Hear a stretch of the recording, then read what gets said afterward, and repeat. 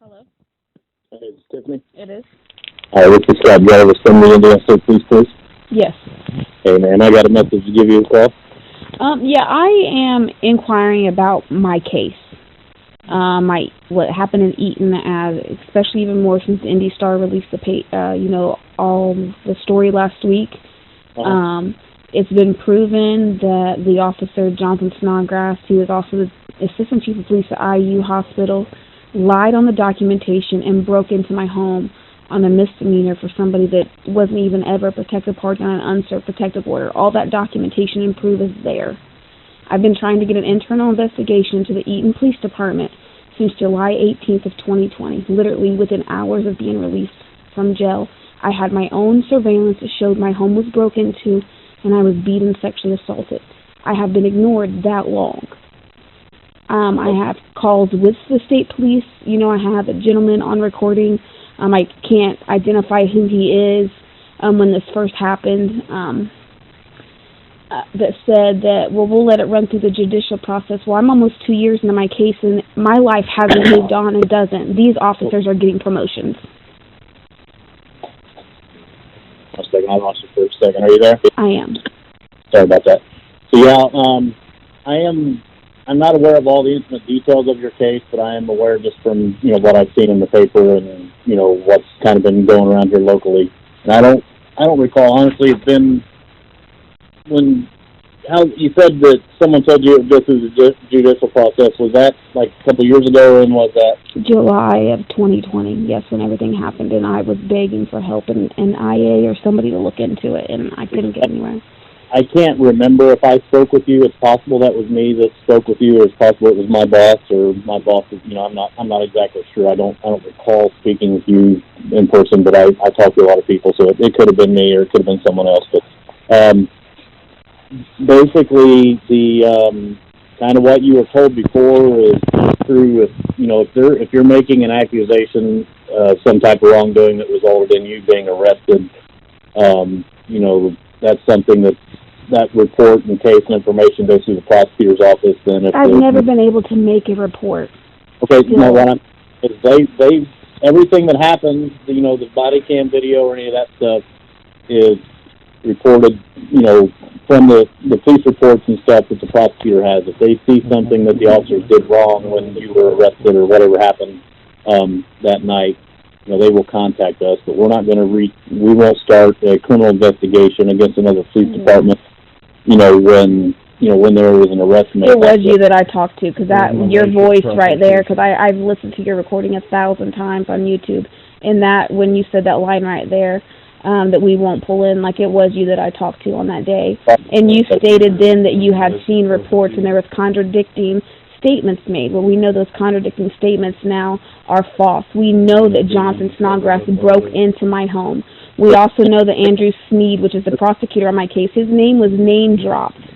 Continue for a second, and what I told, if it was me that spoke with you, and what I'm telling you today is probably the same thing. If it was me that I told you a couple of years ago, if those guys broke into your house illegally and there's evidence of that, then the prosecutor will call us about that. Not with the corruption going on. That's what I'm saying. It is malicious prosecution. If you've read and you've seen the Indy Star report, you're aware that all of my civil rights were multiple civil rights were violated.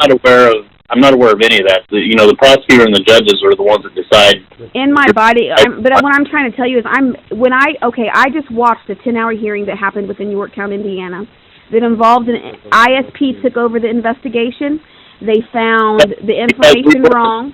But, I have an officer who sexually assaulted me and ripped my vagina and covered me in bruises and has been found to prove has lied on his, by legal expert, law professionals, and even judges within Marion County that was documented on my story that just aired in Indy Star. All of this is proven. Nobody will do anything. No investigation has taken place. It's Eaton. Delaware County prosecutor's name was very name-dropped in the very beginning of my body cams, and nothing has happened. I have spent over $70,000 out of pocket in the search of justice and can get nowhere in the state of Indiana, to where I have relocated out of state for my safety. And you're still telling me nothing can be done. I had some guy takes his brother home and that's okay. You get on that, but I have sent in multiple proofs. The proof is in the paper even. The documentation, the body cams. How is there no investigation to this illegal department? It is Jay Turner from the marshal on down that is involved in my case. Okay, if the prosecutor, my understanding is, again, I'm not familiar with the details, there's body cam of the incident.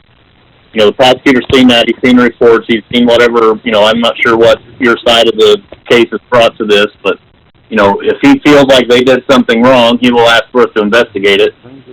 We can't do that when they drink and party together. It doesn't happen. But you're telling me ISP still does nothing, because I'm going to blast this call all over social media because this is disheartening. That's like, fine. I was sexually assaulted and beat, and you're still telling me I can't get an investigation. But Eric Hoffman testified on a sworn statement on March 29th in Yorktown, Indiana, that if a citizen has a complaint against an officer, they can contact ISP or an outside agency for an investigation if they don't get nowhere with the public thing. And that was Eric Hoffman, the prosecutor of Delaware County's testimony, and ISP was involved in that whole thing. And that there was not an arrest made in that case before we. It was the cop's brother. And the cop. Okay, I'm not gonna sit and argue with you, because you know what happened in a hearing in Yorktown yesterday, or what's said in the paper and everything else is different than what we're here discussing. I'm just trying to. No, it's not. It's the same thing. It's an officer broke in my home. That officer, and here's the bad thing: our 9-year-old daughter, was involved in both of these cases now. Both of her homes. She lives in that apartment complex next door where this assault, where the break-in happened. So both communities in Delaware County, she can't trust police, and she's 9. Okay. Well, You're telling me, well, it's okay. Here you are, a citizen is telling you that she was sexually assaulted and beat by police, and it still doesn't matter. Like I've explained to you multiple times, if Mr. Where is your stance on police brutality? If Mr. Hoffman from the prosecutor's office wants us to investigate this case, he'll make the request, and we can do so. Okay, I'll put this on. What is your name again, sir? It's Scott Jarvis, Jar. Wasn't you a part of the Eaton case? I mean, the Yorktown case? No. Jardigan, maybe. Okay. All right, well, I'm going to put this on YouTube. Thank you. Uh-huh.